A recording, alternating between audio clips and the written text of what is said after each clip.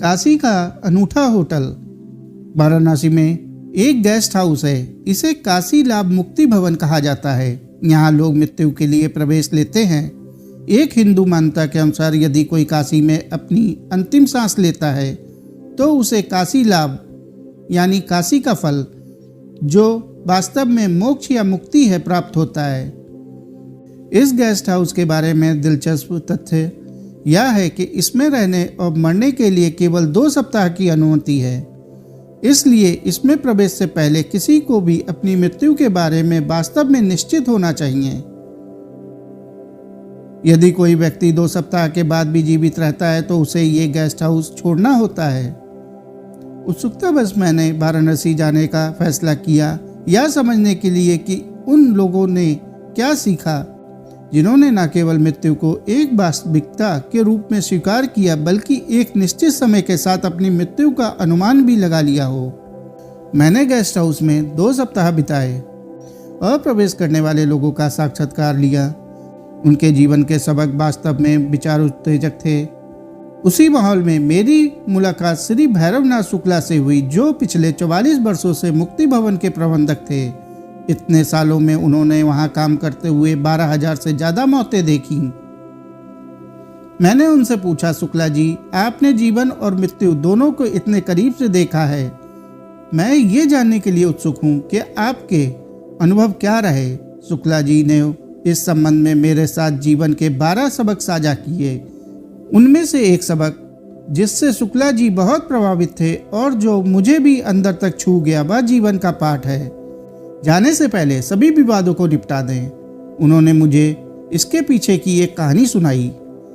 उस समय के एक संस्कृत विद्वान जिनका नाम राम सागर मिश्र था। मिश्रा जी 6 भाइयों में सबसे बड़े थे और एक समय था जब उनके सबसे छोटे भाई के साथ उनके सबसे करीब के संबंध थे। वर्षों पहले एक तर्क ने मिश्रा और उनके सबसे छोटे भाई के बीच एक कटुता को जन्म दिया। इसके चलते उनके बीच एक दीवार बन गई। अंततः उनके घर का विभाजन हो गया। अपने अंतिम वर्षों में मिश्रा जी ने इस गेस्ट हाउस में प्रवेश किया। उन्होंने मिश्रा जी को कमरा नंबर 3 आरक्षित करने के लिए कहा, क्योंकि उन्हें यकीन था कि उनके आने के 16वें दिन ही उनकी मृत्यु हो जाएगी।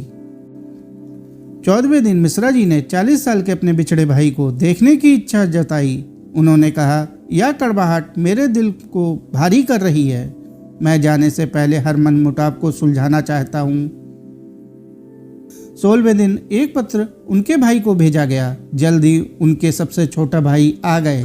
मिश्रा जी ने उनका हाथ पकड़कर घर को बांटने वाली दीवार गिराने को कहा। उन्होंने अपने भाई से माफ़ी मांगी। दोनों भाई रो पड़े और बीच में ही अचानक मिश्रा जी ने बोलना बंद कर दिया।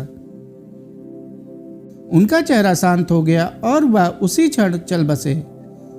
शुक्ला जी ने मुझे बताया कि उन्होंने वहां आने वाले कई लोगों के साथ इसी एक कहानी को बार बार दोहराते हुए देखा है। उन्होंने देखा, मैंने देखा है कि सारे लोग जीवन भर इस तरह का अनावश्यक मानसिक बोझ ढोते हैं। वे अपनी मृत्यु के समय इसे छोड़ना चाहते हैं। हालांकि उन्होंने कहा कि ऐसा नहीं हो सकता कि आपका कभी किसी से मनमुटाव ना हो, बल्कि अच्छा यह है कि मनमुटाव होते ही उसे हल कर लिया जाए।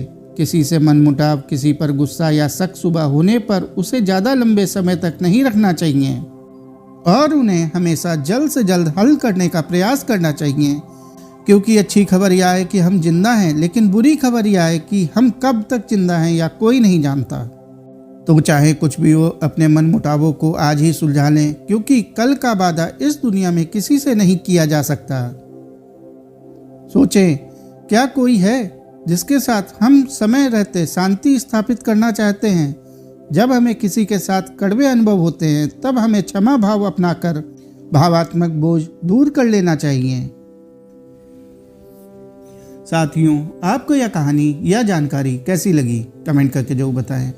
कहानी अच्छी लगी हो तो कहानी को लाइक और चैनल को सब्सक्राइब जरूर कर लें। धन्यवाद।